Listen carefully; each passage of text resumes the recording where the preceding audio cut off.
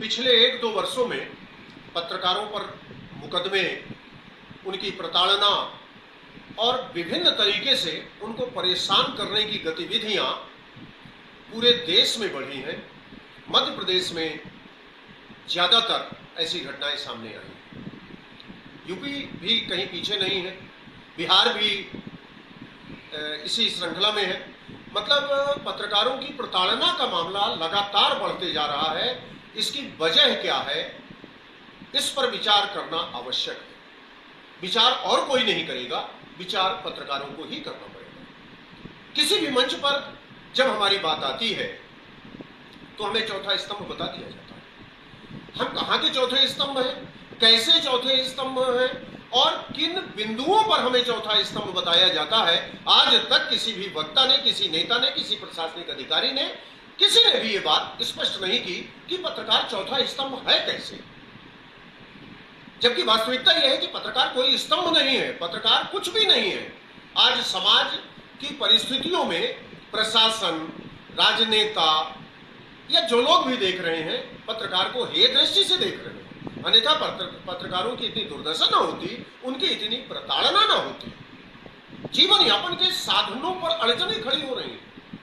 विपन्नता पत्रकार के सर पर चढ़ चुकी है। इसके बाद भी मुसीबतों का उसका नाता टूट नहीं रहा। आखिर क्या बात है? इन सभी बातों को लेकर हमने पत्रकार कल्याण परिषद का संभागीय अधिवेशन शहडोल में आयोजित किया, जिसमें प्रदेश से आए अनेक पत्रकारों ने पत्रकारों की प्रताड़ना से संबंधित विषय पर विस्तृत चर्चा की। और मूल रूप से यह निष्कर्ष आया कि यदि किसी बात को छुपाना है, किसी बात पर पर्दा डालना है, तो पत्रकार को कमजोर करना पड़ेगा। इधर जब हम दूसरी पहलू पर जाते हैं तो बहुत सारे YouTube पर मौजूद पत्रकार ऐसी परिस्थितियां निर्मित कर देते हैं कि कानून का दायरा उनके अधिकार से छोटा पड़ने लगता है। हम कानून की मंशा और हमारी जो व्यवस्थाएं हैं, उनको यदि रौंद के पत्रकारिता करेंगे तो हम सफल नहीं हो पाएंगे। इस बात का हमको ध्यान रखना चाहिए।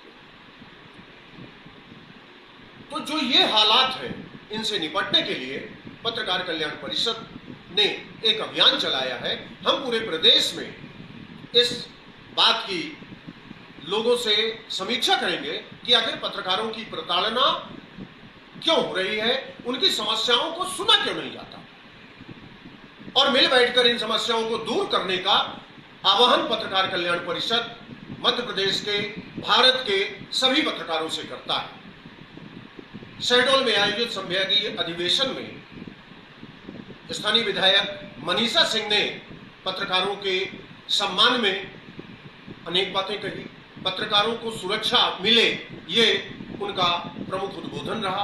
पत्रकारों का सम्मान कायम हो और पत्रकार निष्पक्ष रूप से समाज को सजग करते रहने का कार्य करें। मुख्य अतिथि मनीषा सिंह ने ये बात कही। कार्यक्रम की अध्यक्षता पूर्व विधायक छोटेलाल सरावगी जी ने की।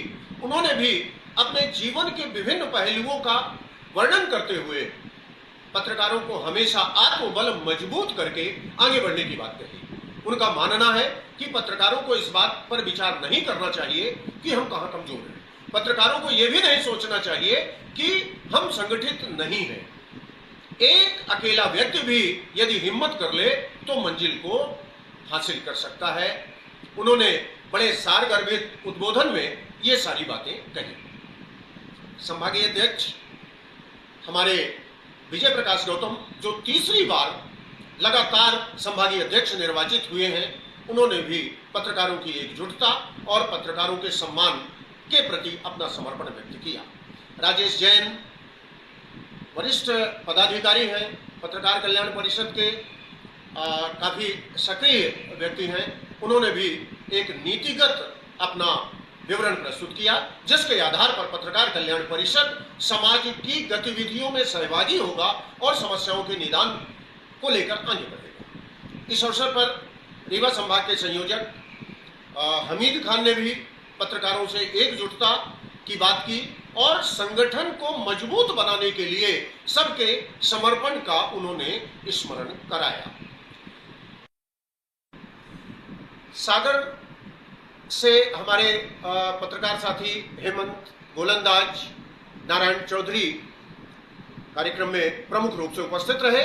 इन्होंने भी पत्रकार कल्याण परिषद के महत्व को बताया और एकजुटता के साथ पत्रकार हित में संघर्ष की परिस्थितियों तक अपना समर्पण व्यक्त किया।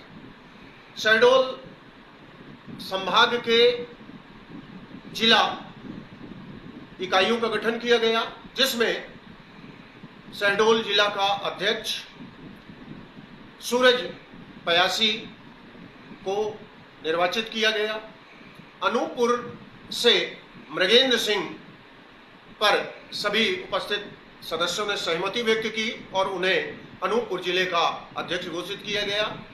बजरंग सोनी को उमरिया जिले का अध्यक्ष बनाया गया और इन तीनों जिला अध्यक्षों से अपेक्षा की गई है कि आप अपने अपने जिलों में संगठन को प्रभावी और मजबूत बनाएं। सम्मानजनक परिस्थितियों को कायम रखते हुए हम संगठन को कैसे मजबूती प्रदान करेंगे, इस विषय पर संभागीय अध्यक्ष और प्रदेश पदाधिकारियों से चर्चा करके आप अपनी गतिविधियों को अंजाम तक ले जाएं। वरिष्ठ पदाधिकारी जो हमारे संगठन में रहे, उनकी सबकी सहमति से नरेंद्र तिवारी जी जो शहडोल के जिलाध्यक्ष थे, निवर्तमान जिलाध्यक्ष, उनको प्रदेश कार्य समिति में लिया गया। सुनील मिश्रा को प्रदेश कार्य समिति में लिया गया। नीलेश गुप्ता को प्रदेश कार्य समिति में लिया गया और दीपक शर्मा जो उमरिया मानपुर के निवासी हैं, काफी सक्रिय हैं हमारे साथी, उनको संभागीय महासचिव का दायित्व दिया गया। वो संभागीय अध्यक्ष गौतम जी के साथ मिलकर शहडोल संभाग में पत्रकार कल्याण परिषद की गतिविधियों को गति प्रदान करेंगे। मनोज गुप्ता को संभागीय उपाध्यक्ष बनाया गया। इस तरीके से अनेक अन्य पदाधिकारी भी, व्यवहारी में गुप्ता जी को बनाया गया, मिश्रा जी को मानपुर का बनाया गया। मतलब इस तरीके से छोटी छोटी जगहों में भी ब्लॉक इकाइयां, तहसील इकाइयों का भी गठन किया गया। इस अवसर पर सभी ने बड़े उत्साह के साथ नवनिर्वाचित पदाधिकारियों को बधाई दी। पत्रकार कल्याण परिषद की गति नियम और सिद्धांतों के मुताबिक आगे बढ़ाने का सबने वचन दिया और इसके साथ आए हुए अतिथियों का हमने स्मृति चिन्ह भेंट कर साल श्रीफल से सम्मान किया। अतिथि देवो भव की भावना से सभी अतिथियों का सम्मान हुआ। इस कार्यक्रम में प्रमुख रूप से शहडोल के हमारे बहुत पुराने साथी, वरिष्ठ पत्रकार, एक अखबार के प्रकाशक संपादक दिनेश अग्रवाल जी का भी सम्मान किया गया। उन्होंने भी अपने वक्तव्य में पत्रकारों की मजबूती और एकजुटता पर जोर देते हुए सदैव सहयोग की बात की।